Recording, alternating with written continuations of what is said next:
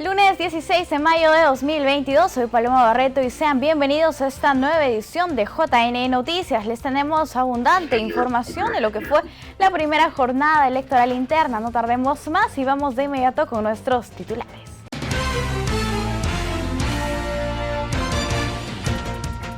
Presidente del JNE juramentó a 92 titulares de los jurados electorales especiales para las elecciones regionales y municipales del 2022. Jurado Nacional de Elecciones fiscalizó elecciones internas a nivel nacional. Se inauguró el grupo de trabajo para impulsar candidaturas indígenas en el marco de las elecciones regionales y municipales del 2022.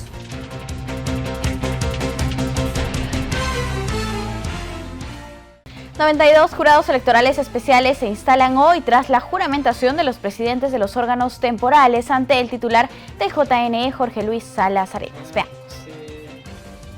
El presidente del Jurado Nacional de Elecciones, Jorge Luis Salas Arenas, juramentó a los 92 presidentes de los jurados electorales especiales, los mismos que están destinados a impartir justicia en primera instancia para las elecciones regionales y municipales de este año. El acto fue transmitido a través de las redes oficiales del Jurado Nacional de Elecciones. Dicha juramentación se realizó en grupos de 10 y de manera virtual, donde los jueces superiores juraron cumplir su rol como representantes del Poder Judicial para la conformación de los órganos temporales correspondientes a cada jurisdicción y que se instalan hoy 16 de mayo. Nuestra cálida bienvenida a los presidentes de estos jurados electorales especiales a la labor tan exigida que van a tener en estos tiempos recios para el sistema electoral. Estoy seguro que su decencia, la transparencia de sus actos va a primar el cumplimiento del deber constitucional y el deber legal para el recambio de las autoridades regionales y locales. Muchas gracias y bienvenidos. Cabe recordar que el Jurado Electoral Especial Lima Centro tenía competencia a nivel nacional, pero desde hoy su jurisdicción son las elecciones de los alcaldes de Lima, Jesús María y Breña, sumando así los 93 jurados electorales especiales destinados para las elecciones subnacionales de octubre por parte del Jurado Nacional de Elecciones. Tenemos nuestro bloque de elecciones internas de las organizaciones políticas.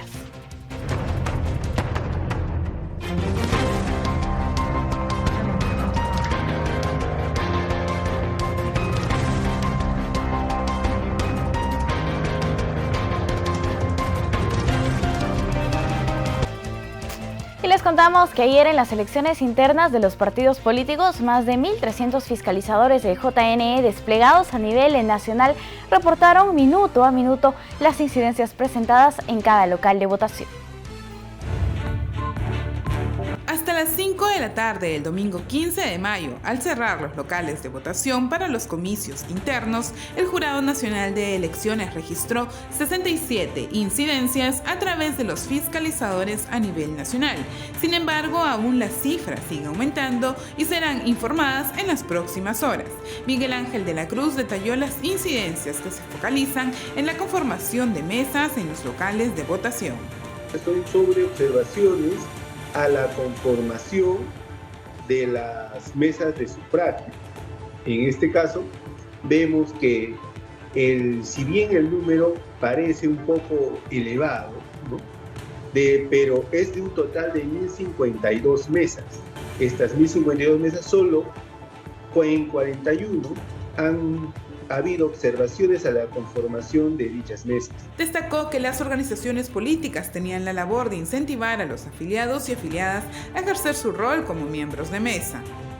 En este caso era deber esencial de las organizaciones políticas incentivar la participación de sus afiliados a fin de que los miembros de mesa designados por las mismas organizaciones políticas pudieran asumir este rol. Finalmente detalló la labor del fiscalizador en los procesos electorales. Bueno, el rol fiscalizador busca garantizar la legalidad del ejercicio de sufragio. El proceso electoral se desarrolle como estipula la norma. En este caso, hemos visto que si bien el rol fiscalizador del Jurado Nacional de Elecciones ha estado presente al día de hoy, por eso que se han reportado estas 41 observaciones a la conformación de las mesas. Sin embargo, estas mesas se han instalado y han recibido los votos de los electores afiliados a las organizaciones políticas. Entonces, el rol fiscalizador es velar y garantizar que se cumpla la normativa electoral en el desarrollo de la jornada electoral. Cabe indicar que de la misma forma el JNE estará presente en los comicios internos del 22 de mayo en la última jornada electoral previa a las elecciones regionales y municipales.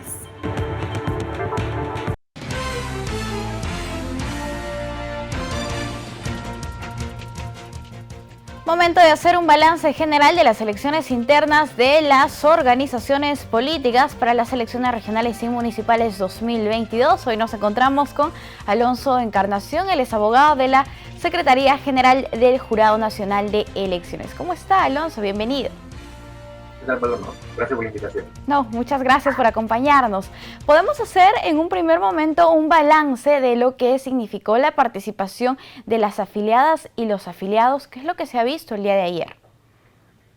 Claro que sí. El primer balance nos arroja que existió una gran cantidad de ausentismo por parte de los afiliados y las afiliadas de cada una de las organizaciones políticas para efecto de ejercer su derecho al voto. Es así que el total de mesas de sufragio que estaban disponibles por ser instaladas, solamente un 81% del total cumplieron con esa instalación. Ello se debe propiamente a que los miembros de mesa y los afiliados, para efectos de suplir a los primeros, no acudieron a los centros de votación. Incluso ha habido casos en los que en determinadas circunscripciones alguna organización política únicamente han asistido el 10% de sus afiliados a dicha circunscripción para ejercer el derecho al voto. Entonces, refleja una gran cantidad de ausentismo en estas elecciones internas.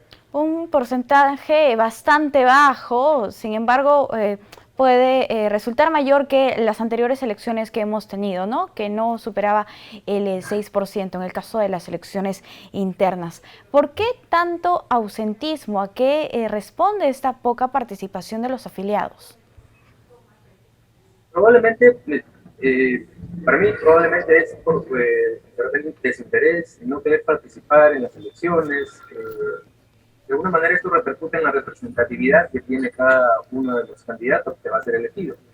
Otro motivo podría ser porque en la mayoría de los casos se han presentado listas únicas. Entonces, me pongo en la posición del afiliado. Si yo sé que existen listas únicas que se han propuesto inicialmente por el órgano electoral central de cada organización política, de repente esto ha desalentado la asistencia de los afiliados a esta primera jornada de elección interna que ocurrió el día de ayer. ¿Cuándo se promulgarán oficialmente los resultados de estos comicios internos? Considerando además que falta una fecha, ¿no? La elección por parte de los delegados que será este domingo. Según el cronograma electoral para elecciones internas, la OMPE tiene como fecha límite para promulgar los resultados finales el 7 de junio de 2022. De esta manera, desde el 7 de junio hasta el 14 de junio existe un plazo de una semana para efectos de que si alguno de los miembros, alguno de los candidatos que han sido elegidos, por ejemplo, haya renunciado o hubiera ocurrido su fallecimiento, las organizaciones políticas puedan reemplazar a los candidatos de la lista original, de la lista titular, por los candidatos para eventual reemplazo, que también han sido elegidos, por cierto, o debieron ser elegidos por voto de los afiliados. ¿Y cómo será la elección de la próxima semana? ¿Qué es lo que veremos? ¿Cuántas personas acudirán a las urnas? La cantidad de personas no la tenemos todavía clara porque el día de ayer se han elegido delegados. Esto en algunos casos, en algunas organizaciones políticas. Los delegados que fueron elegidos ayer son los que van a acudir este domingo próximo a elegir a los candidatos.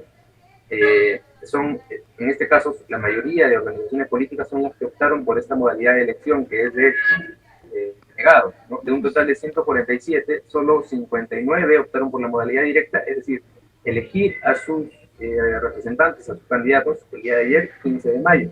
y el restante 88 organizaciones políticas optaron por la modalidad de elección de candidatos a través de delegados, que se va a ejercer esta votación el día 22 de mayo. Esta elección de los delegados también va a ser una novedad, ¿no? Porque los delegados van a acudir y van a emitir su voto a través de un ánfora, en una cámara secreta, no como había pasado anteriormente en espacios que incluso se hacían como asambleas o reuniones. En efecto, es una novedad, todo sea por nuevamente, ¿no?, la representatividad que puedan obtener cada uno de los candidatos que van a ser propuestos hasta el día 14 de junio para participar en las ERM. Ojalá, esperemos que la concurrencia sea mayor, ¿no?, que al menos todos los delegados elegidos el día de ayer puedan concurrir y ejercer su derecho al voto, de esta manera para que puedan los candidatos elegidos este domingo puedan obtener la mayor representatividad posible. Para incidir ahora respecto a lo que viene después de la proclamación de los resultados, la inscripción de las candidaturas, ¿cuál es el plazo de tiempo que van a tener las organizaciones políticas para hacer su inscripción ante los jurados electorales especiales? Bien, el plazo de una semana, desde el 7 de junio, cuando se publican los resultados de las elecciones internas por la OMPE, hasta el 14 de junio, es el plazo con el que cuentan las organizaciones políticas para inscribir las fórmulas y listas de candidatos. Reitero, este plazo es para efectuar los reemplazos si es que ocurriera algún tipo de, por ejemplo, fallece alguno de los candidatos elegidos, puede ser reemplazado en el plazo de esta semana. Pero también el reglamento de competencias establece que la solución de controversias en este tipo luego de que se emiten los resultados, se pueden evaluar controversias referidas a numéricas, ¿no?, respecto a los resultados finales. También vamos a tener actas observadas. Las actas observadas probablemente vengan ya a partir de la elección del día de ayer, hasta el día 14 de junio, ¿no? ¿Hasta la fecha ya ha llegado al Jurado Nacional de Elecciones algún caso de apelación que tenga competencia el mismo? Todavía no. Entiendo que todavía no. Se refiere a actas observadas, no ha llegado todavía algún recurso de apelación de actas observadas. Lo prudente es esperar los resultados finales, pero entiendo que pueden presentarse estas apelaciones contra actas observadas ya en el transcurso, en el interior, incluso antes de que se resuelvan los resultados finales, se publiquen los resultados finales. Claro. ¿Cómo será la inscripción de las candidaturas ante los jurados electorales especiales? Los jurados electorales especiales están distribuidos a nivel nacional, constituyen órganos de primera instancia. Posteriormente, estos pronunciamientos de estos órganos electorales especiales pueden ser resueltos o apelados para que el Jurado Nacional de Elecciones, el Pleno del Jurado Nacional de Elecciones, pueda evaluarlos en día de apelación. ¿Cómo se presentan? De acuerdo a los requisitos, a los tiempos, plazos, al cronograma, también que se han regulado y previsto en el reglamento de inscripción de listas de fórmulas, en el caso de elecciones regionales, y para las elecciones municipales, provinciales y distritales, el reglamento de inscripción de listas de candidatos provinciales y distritales.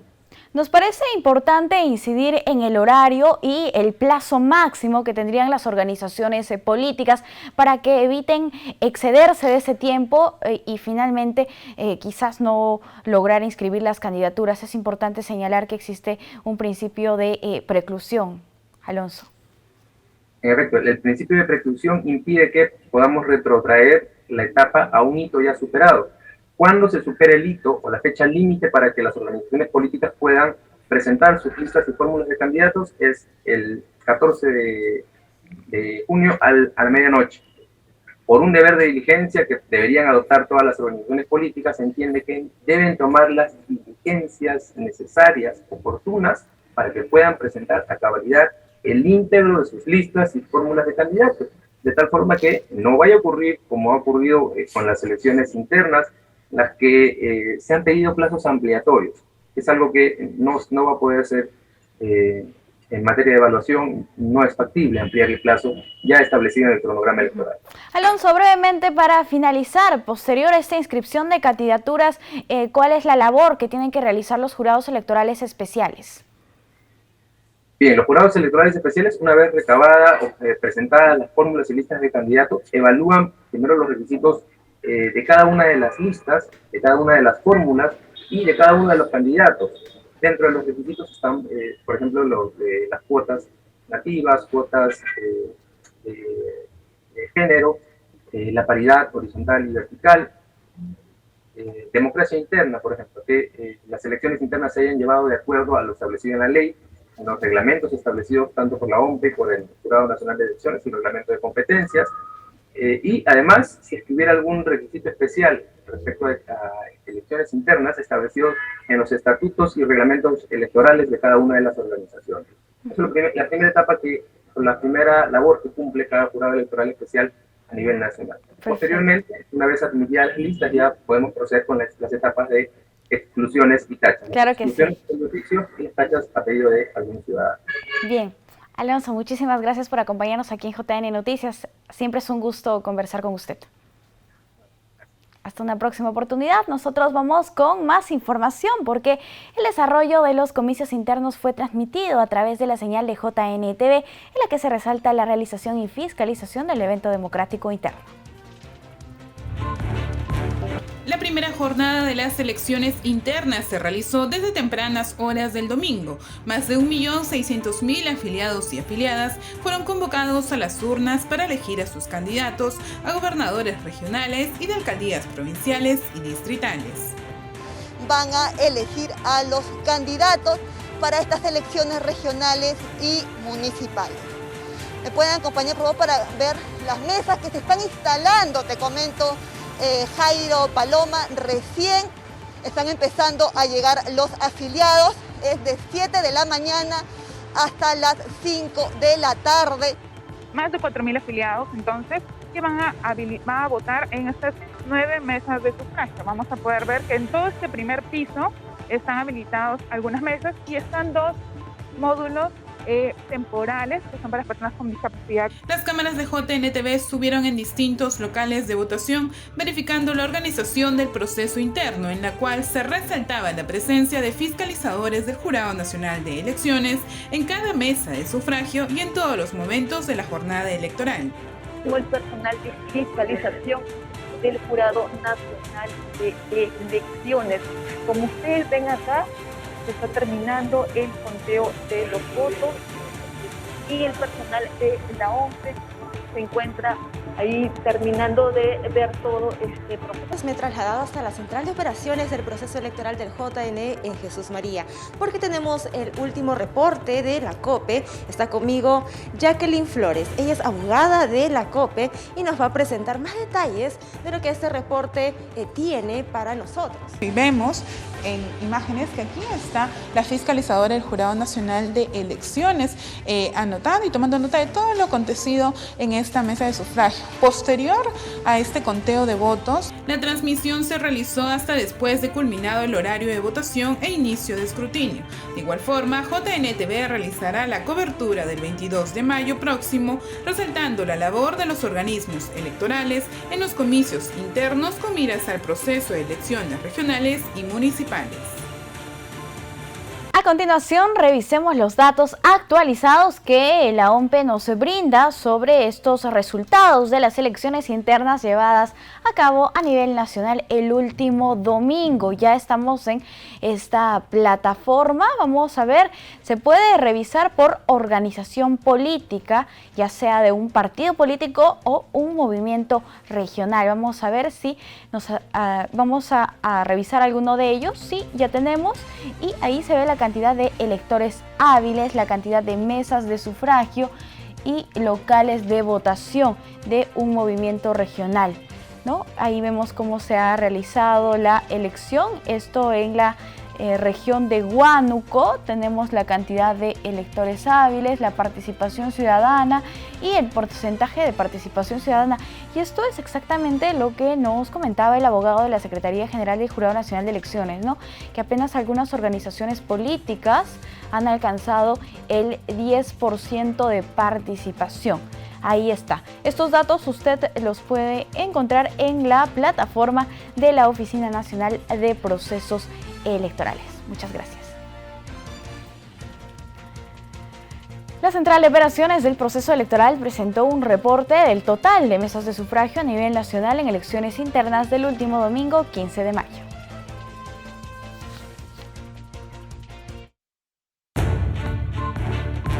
La Central de Operaciones del Proceso Electoral señaló en su último reporte sobre las elecciones internas que del total de 5.195 mesas de sufragio que se debieron instalar, solo se instalaron el 81.12%. Asimismo, el número de mesas que concluyeron el escrutinio fueron 15.94%. Con respecto al número de personeros que se presentaron en los comicios internos, fueron 1.288. Por otro lado, se informó que el número de efectivos policiales fueron 2.878 y 7.513 efectivos de las Fuerzas Armadas. El jefe de la OMPE, Piero Corbeto, al finalizar la jornada electoral de los comicios internos, resaltó el trabajo de organización del ente electoral y felicitó a los que ejercieron su labor de miembros de mesa. En el marco de las elecciones internas, el jefe de la OMPE, Piero Corbeto, destacó la labor de los miembros de mesa que acudieron a ejercer su rol en los comicios de las organizaciones políticas. A los que vinieron los felicito. La única forma de fortalecer nuestra democracia es fortaleciendo los partidos. Y hoy quienes han venido a votar y quienes han sido miembros de mesa nos han dado un gran ejemplo de compromiso, de civismo y de ganas de poder fortalecer nuestro sistema de partidos y nuestro sistema democrático. Mi agradecimiento para ellos. Corbeto además indicó que en esta primera etapa fue satisfactoria debido a la participación de los organismos electorales. Han logrado abrir más del 81% de las mesas, ese es un éxito, y ese es un éxito de los partidos, ¿no? Y es una muy buena señal con miras a lo que será el próximo 22, donde los delegados electos hoy terminarán eligiendo a sus candidatos a puestos de poder en la modalidad de indirecta, los que no han terminado hoy de elegir de manera directa a sus candidatos para las elecciones regionales y municipales del 2022. Sobre los protocolos sanitarios, recordó a la ciudadanía que aún nos encontramos en una situación de pandemia. Y esto es fundamental, que todos entendamos, ciudadanos, ciudadanas, pero sobre todo autoridades, quienes tenemos la gran responsabilidad de representar o de tener o de ser autoridades por méritos propios, tener la conciencia de que la emergencia sanitaria no ha concluido, que todos para ingresar a cualquier ambiente debemos tener las 3 dosis, porque de esa manera cumplimos con el decreto supremo que rige la emergencia sanitaria en este contexto. Asimismo, Corbeto se compromete en que la próxima fecha de las elecciones internas se realizará con el mismo esfuerzo por parte del ente electoral. Nuestro compromiso para que el próximo domingo los casi 2.000 delegados que resultarán electos hoy, quienes han elegido la modalidad indirecta, puedan también, con el apoyo de OMPE y la organización de OMPE, poder, por supuesto, elegir a sus representantes, a sus candidatos, para que se puedan inscribir hasta el 14 de junio en el órgano jurisdiccional y luego poder competir el 2 de octubre en las elecciones regionales y municipales, para poder hacer 147 elecciones en simultáneo, algo que nunca se había hecho en la historia de la República. Como lo indicó el jefe de la OMPE, una labor que se realiza en beneficio de la ciudadanía para que en octubre escojan a sus autoridades regionales y municipales. Los bajos niveles de participación en elecciones internas son el reflejo de la poca representación que tienen los partidos políticos y movimientos regionales. Iván Lanegra, secretario general de la Asociación Civil Transparencia, tras las elecciones internas de los partidos políticos, señaló que estas fueron el reflejo de la baja representatividad que tienen las organizaciones políticas en el Perú. Que son un reflejo de, como digo, de las capacidades de los partidos. Una de las cosas que, por ejemplo, debemos pensar es en cómo generar incentivos para que haya más competencia interna dentro de cada organización política, ¿no? Hemos encontrado en este caso un número muy alto, ¿no? Altísimo en realidad, ¿no? de sistemas de listas únicas, ¿no? Entonces, claro, eso refleja, digamos, un nivel ya de consenso absoluto dentro del partido respecto de quiénes pueden ser sus candidatos, o dos, que también es un tema que ocurre en ocasiones, el control del partido por una élite muy pequeña, ¿no? que termina definiendo quiénes son los candidatos. Entonces, si queremos hacer que los partidos tengan una vida interna más dinámica, ¿no? más competitiva. Necesitamos tener incentivos para ello. Como se conoce, se logró instalar poco más del 81% de mesas de sufragio a nivel nacional, evidenciándose que en algunos casos solo el 10% de los afiliados de cada partido acudieron a las urnas. Por otro lado, la Negra expresó su preocupación por la ubicación de las mujeres en las listas de candidatos y candidatas. Que se ha verificado es que el número de candidatas, ¿no? Que están en las posiciones presentes más importantes, ¿no? Presentes en esta elección, son todavía un porcentaje menor que el varón, ¿no? Claramente menor, ¿no? Y eso también es un tema que tenemos que trabajar, ¿no? Que es la aplicación adecuada de lo que es la paridad de alternancia en el caso de elecciones subnacionales. Es la primera vez que la legislación establece que en elecciones regionales y municipales se aplicará la paridad y alternancia al 50% entre mujeres y varones.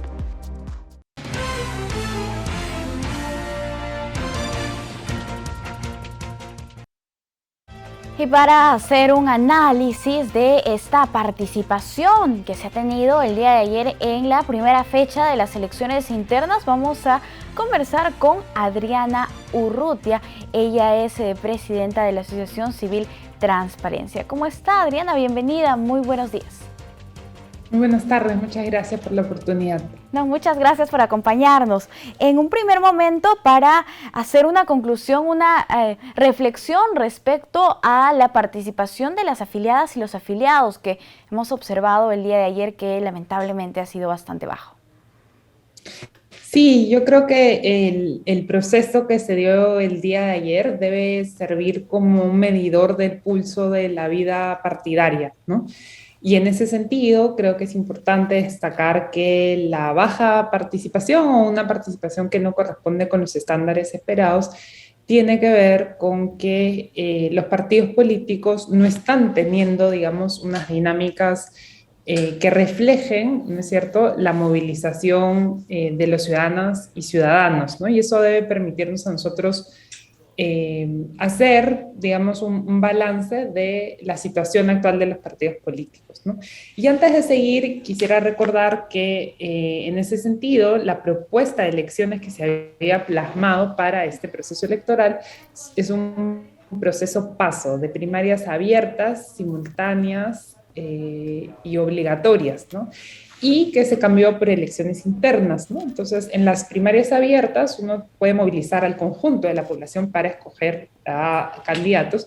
En este caso específico se movilizaban solo los militantes o personas afiliadas a los partidos, ¿no? Y eso explica, digamos, también las cifras de movilización que son relativamente menores de las esperadas, ¿no? Claro, pero ¿por qué yo como militante no acudo a las urnas? ¿Por qué no estoy interesado de participar de la elección de mi candidato ante las elecciones regionales y municipales si soy yo quien me he inscrito en una organización política?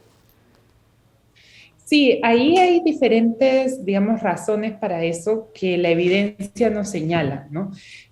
Hay, por ejemplo, evidencia sobre algunos partidos, no necesariamente los partidos que estaban ayer en competencia, pero sobre otros partidos, digamos, históricos o reconocidos en el país, que señalan que no siempre ha habido mecanismos de democracia interna, ¿no? Y entonces, para esos mecanismos de democracia interna, en caso de existir, tendría que haber habido mecanismos digamos, que los militantes se adapten a esos mecanismos, ¿no? Entonces puede que sea, nosotros conversábamos ayer con un partido que tenía pocos meses, ¿no?, de existencia y nos decían, bueno, es el primer proceso que estamos viviendo así, ¿no? Entonces puede ser que sea como un cierto desconocimiento o también puede ser a veces que los candidatos que se plasman no siempre reflejan como líderes orgánicos del partido. Eso también nos demuestra tanto la literatura, ¿no?, como a veces conversaciones que uno puede tener con algunos representantes de los partidos y lo tercero, sin duda, creo que tiene que ver con, sí, ya razones más personales que habría que indagar de manera más profunda, ¿no? ¿Cómo podemos fortalecer en todo caso las organizaciones políticas? ¿Qué es lo que se tiene que hacer actualmente? ¿Existe un financiamiento para las mismas? Quizás no es suficiente, si va más por temas económicos o son de otra índole los problemas.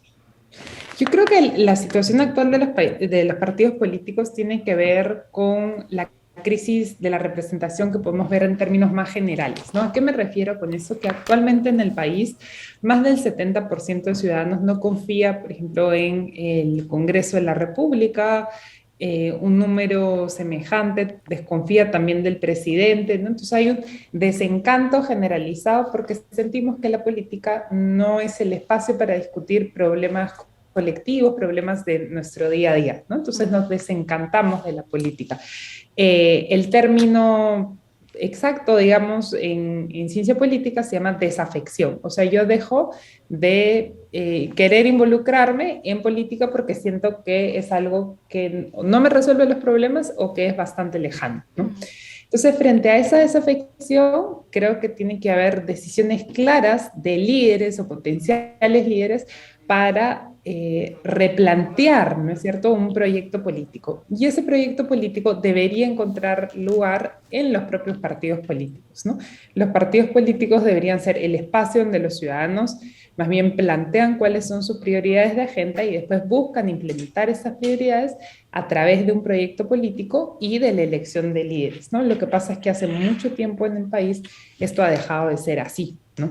Entonces debería haber ahí, creo yo, un renuevo generacional. El descontento, por ejemplo, que está viendo ahora con el desempeño parlamentario debería traducirse, ¿no?, en una generación que diga, bueno, hasta aquí llegamos con el descontento en la representación, ahora vamos a tratar nosotros de ser una generación que plantee la política de manera distinta, ¿no? O también deberían surgir no solo líderes jóvenes, sino también líderes que quizás vienen de procesos locales que van creciendo, ¿no es cierto?, que son representativos de su comunidad y pueden volverse representativos de comunidades más grandes, ¿no? Entonces, los partidos debieran, digamos, buscar eso. Lo que pasa es que también, como nos señala la evidencia, los partidos han dejado mucho tiempo de ser ese espacio, ¿no? Y son más bien lo que Mauricio Zabaleta llama coaliciones de intereses, lo que le decimos comúnmente en lenguaje coloquial,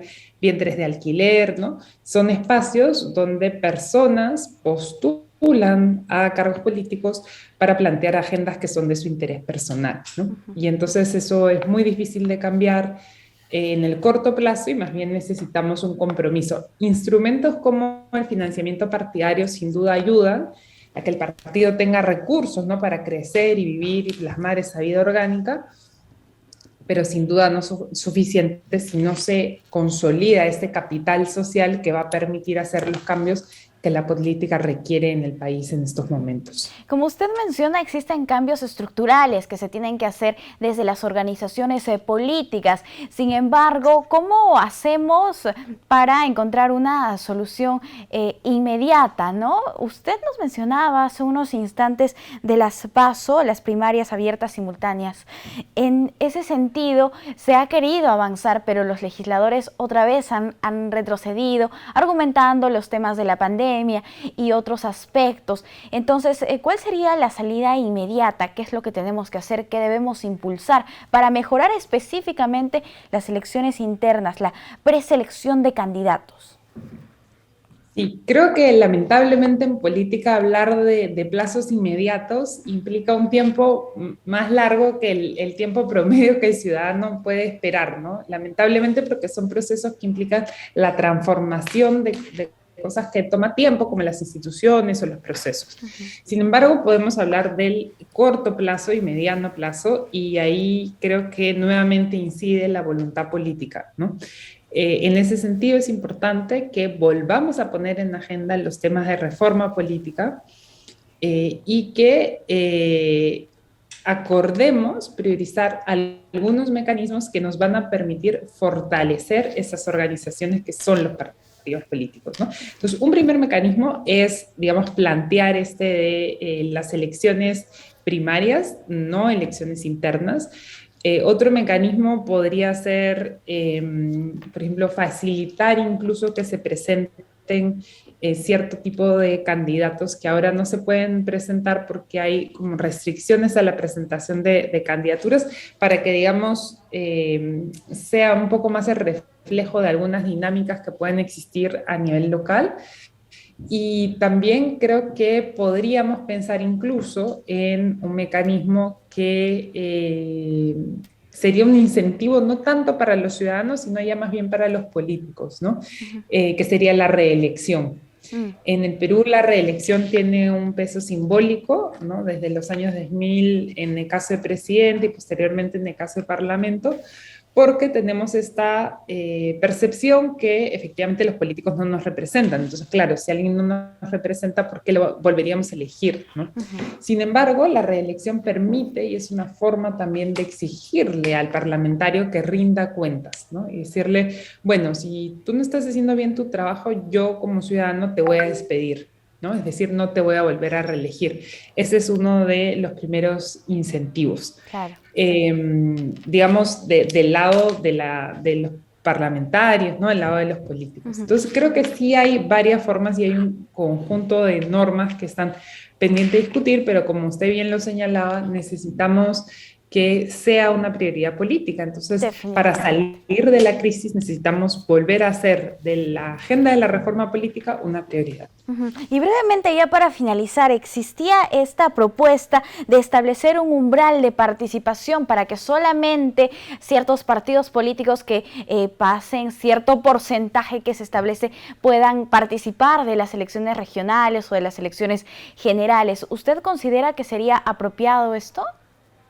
Bueno, ya hay un mecanismo que va en esa línea, ¿no? Entre los partidos que participaron en las elecciones generales el año pasado y los que están participando ahora, muchos no han, digamos, pasado la valla y entonces han tenido que buscar otros mecanismos, ¿no?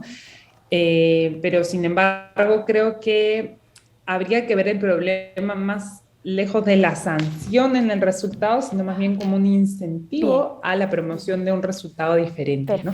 Y quizás antes de terminar, quería permitirme compartir con la teleaudiencia algunas cifras de nuestro reporte general de observación electoral del día de ayer. Como saben, la Asociación Civil Transparencia observa elecciones desde el año 1995, bueno, existimos desde el 94, participaron el día de ayer 220 voluntarios, ¿no? En 34 centros de votación, y observamos que a las 9 de la mañana había 65% de las mesas que habían sido instaladas y el porcentaje sube a 70% hacia mediodía según nuestro reporte, ¿no? Pero también la OMPE señala que la cifra superó el 80% considerando los centros de votación a nivel nacional, ¿no? Y confirmamos un poco lo que decíamos al inicio, que en 33 de los 34 locales se observa una presencia de militantes para votar que es baja, ¿no? En el 94% de los centros se observa existencia de facilidades para el sufragio, perdón, y en el 6% donde hay cifras de problemas tiene que ver con la falta de orientación para personas con discapacidad al momento de votar, ¿no? Esas, digamos, son las cifras más relevantes que estamos manejando y que vamos a compartir con el público el reporte de observación electoral. Perfecto, muchísimas gracias. En todo caso, quedamos atentos también de este informe, porque es muy importante la participación de los observadores, ya sean internacionales o nacionales, como lo son en el caso de las elecciones internas. Muchísimas gracias, hasta una próxima oportunidad. Gracias a usted. Nosotros, hasta luego. Hasta luego. Tenemos que hacer un corte, pero antes los dejamos con un dato importante de Ayacucho.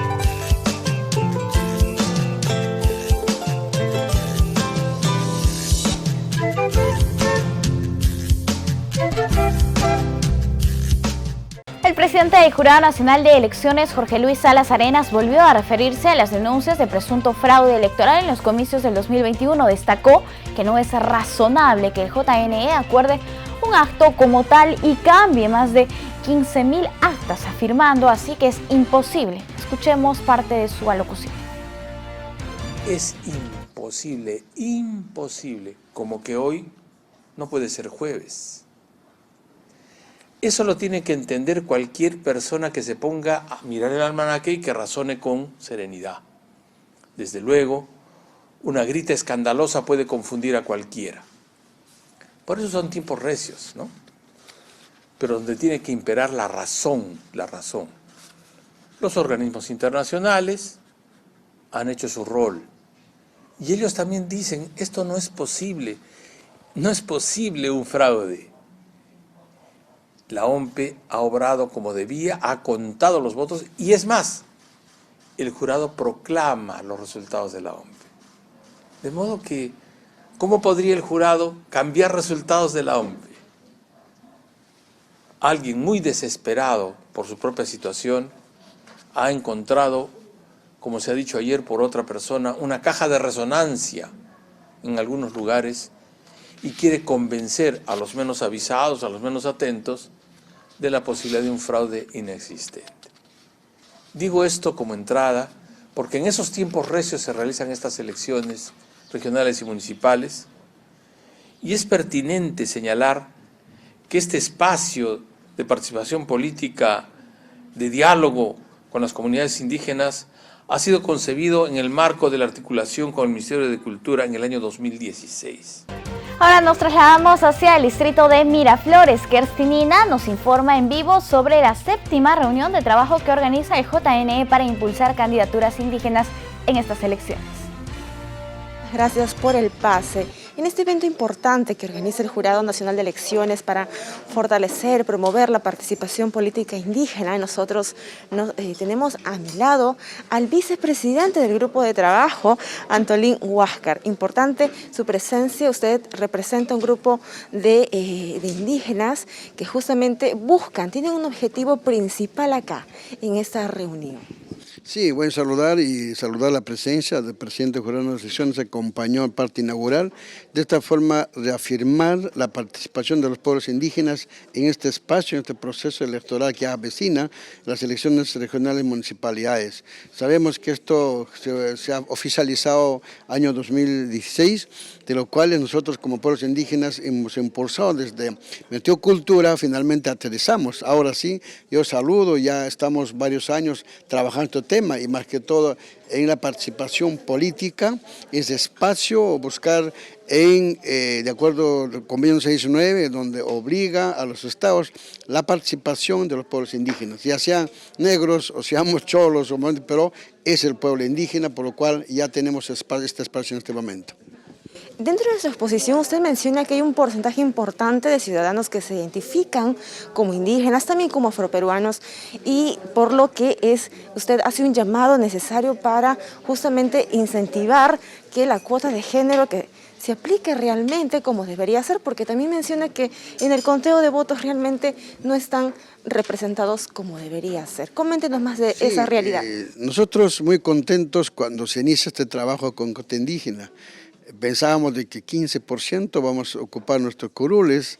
Lastimosamente en el ejercicio pues no está reglamentado como tal. Es decir, una vez terminan las elecciones, claro, la Cota Indígena participas, pero ¿qué pasa cuando ya terminan las elecciones? En el momento de conteo oficial, lastimosamente no hay un reglamento donde dice pues el porcentaje de los señores que está ya reservada vayan directo. No, sino hay que contear oficialmente, ya sea ordinarios o la cuota indígena, por lo cual y por cifras repartidoras, lastimosamente vamos perdiendo. Y desde el inicio que hemos trabajado no hemos alcanzado, no hemos cubierto mejor dicho los cupos. En segundo espacio tampoco se amplió, sí, a las municipalidades provinciales tampoco no hemos cubierto. Señalaron de que un porcentaje, ¿no? El defensor del pueblo planteó, pero no hemos logrado. A partir de eso nosotros, desde el jurado y pueblos indígenas, presentamos una norma, una ley, iniciativa legislativa al Congreso. ¿Para qué? Para que haga un reglamento de votos en momentos de conteo de examen general se ha diferenciado los conteos. Eso tampoco hoy en día no se ha hecho, no hemos logrado desde la Comisión de los Pueblos o también de la Comisión de Constitución. Por un lado, después del censo 2017, también trabajamos una iniciativa legislativa planteando de que ya somos 26% que se han autoidentificado los pueblos indígenas, más 4% de los hermanos afro, llegamos a 30%. Planteamos al Congreso una ley de que 32 escaños no correspondería a nosotros, a los pueblos indígenas, a los afros. De esta forma podemos ya copar. Planteamos sin generar más gasto, solamente en cada país que se logre esta cota se puede plantear al Congreso, pero hasta la fecha no somos escuchados. Muy bien, entonces ahí hay un trabajo arduo que también lo lidera el Jurado Nacional de Elecciones en el marco de estas elecciones regionales y municipales, porque ellos esperan verse representados finalmente. Unas palabras, por favor, de todo ese trabajo que coordinan junto con el JNE. Bueno, saludamos este espacio, esperamos trabajar ahora con fuerza. Y también yo hago llamado, ¿no? La ofensa que han hecho al jurado de elecciones con esas ofensas no debemos burlarnos, sino más bien hay que encargar para que este trabajo se haga transparente y que la participación de los pueblos es muy importante, por lo cual esperamos desde aquí trabajemos buscando mecanismos. En esta vez, como no tenemos una norma para hacer diferenciar en conteo, pues busquemos mecanismos, hacer incidencia con los partidos políticos de que tomen en cuenta en las cuotas indígenas priorizado, no llevarse de la cola, sino que ponerse cuando 1, 2, 3 en esas listas. De esa forma podemos llegar a cubrir nuestro cupo. Un fuerte abrazo y daríamos fuerza. Muchísimas gracias, señor Antolín Huáscar, él es vicepresidente del Grupo de Trabajo para fortalecer la participación política de los pueblos indígenas. Compañera, vamos a enlazarnos entonces, a regresar contigo a estudios. Adelante. Kerstin, muchísimas gracias por esta valiosa información y qué bueno que se generen este tipo de espacios. Desde ayer, domingo 15 de mayo, la OMPE pone a disposición de todos los ciudadanos la plataforma Elige tu local de votación, donde podrán seleccionar su local de sufragio para los comicios del 2 de octubre. No importa si lo hiciste el año pasado, son nuevas elecciones, eso está claro. La OMPE habilitó la plataforma Elige tu local de votación para que más de 24 millones de ciudadanos y ciudadanas puedan sufragar en las elecciones regionales y municipales del 2 de octubre y seleccionen hasta 3 posibles locales de votación.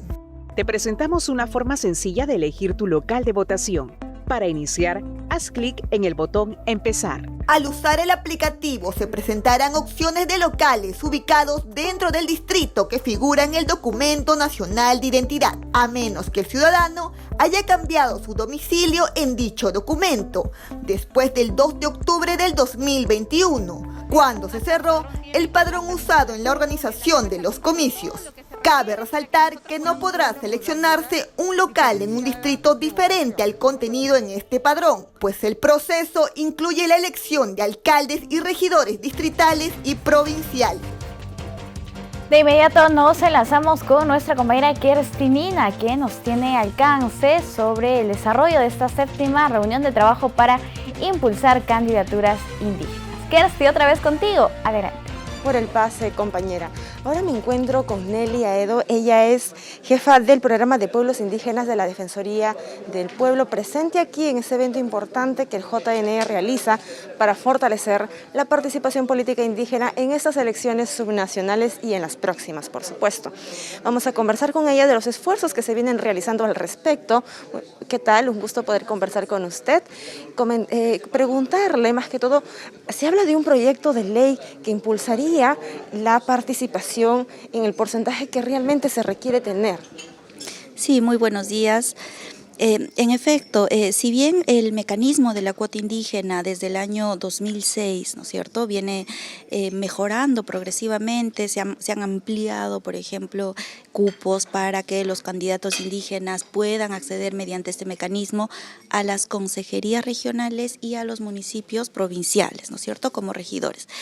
Sin embargo, lamentablemente, no todos los cupos reservados para la representación indígena son cubiertos por los líderes o lideresas que se presentan.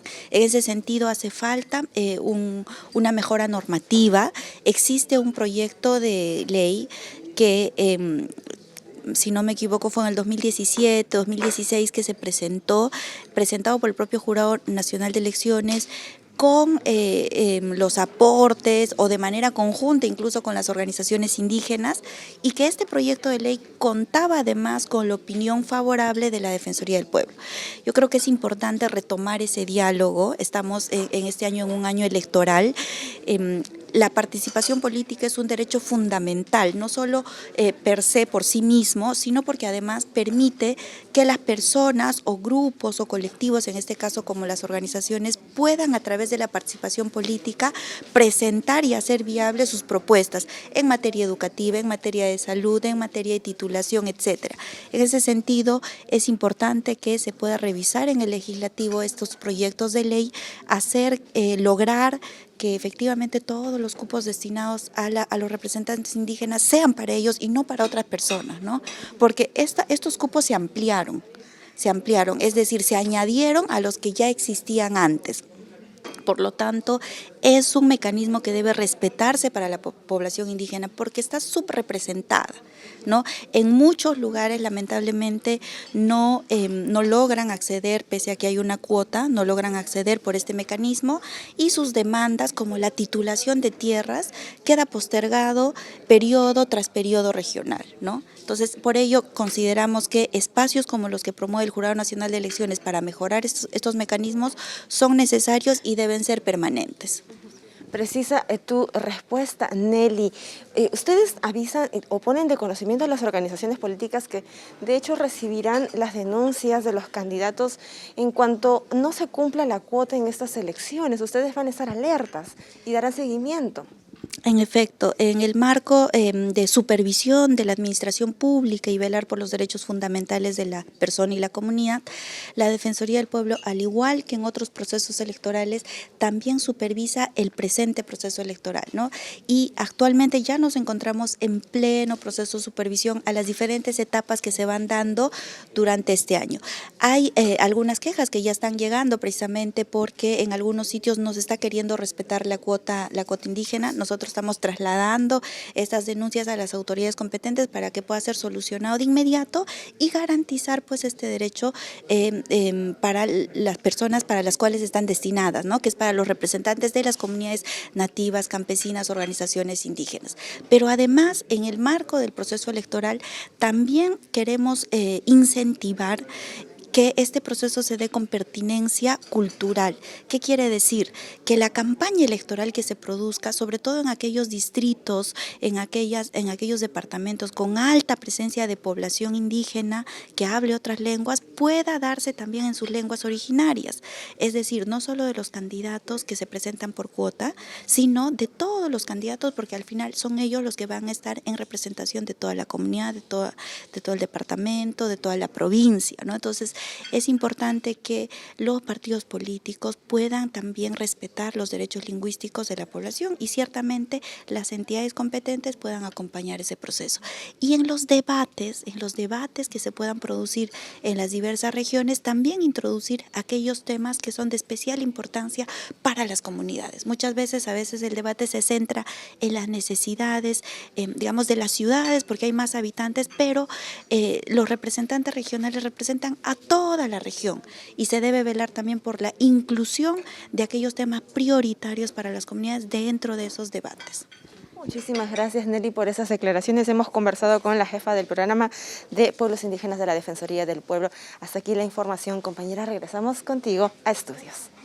Kerstin, muchas gracias. Nosotros vamos a hacer una pausa y volvemos con más información.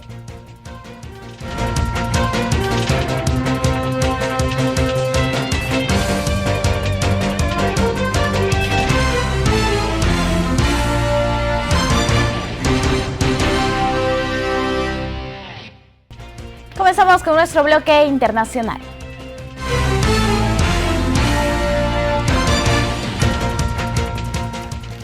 La Convención Constituyente de Chile publicó el primer borrador de la nueva Carta Magna. El documento será consultado el próximo 4 de septiembre. Veamos. La nueva Convención Constituyente de Chile publicó el primer borrador de la nueva Carta Magna.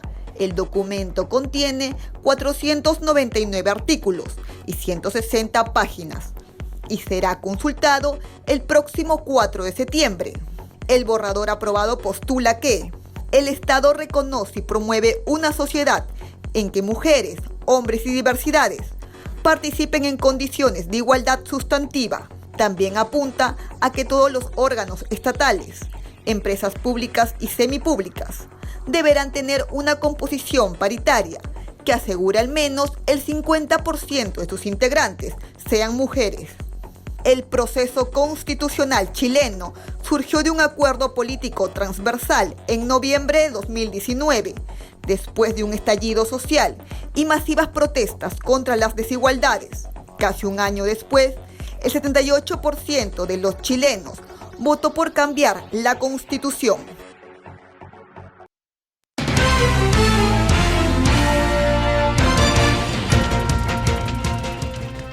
Amigos, muchas gracias por acompañarnos. Para más información electoral, sintoniza el canal 516 de Movistar TV, las redes de JNE y la señal de nuestros canales aliados. Los dejamos con bellas imágenes de Ayacucho.